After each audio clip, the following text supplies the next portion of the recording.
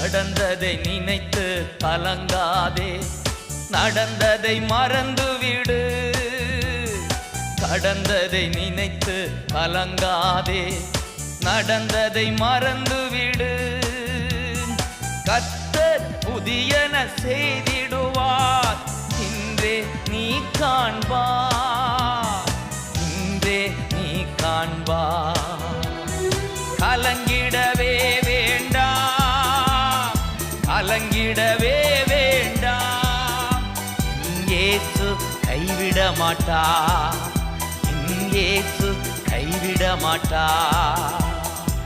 உங்கள் துக்கம் சந்தோஷமாய் மாறும், உங்கள் கவலைகள் கண்ணீர் எல்லாம் மறைந்துவிடும்.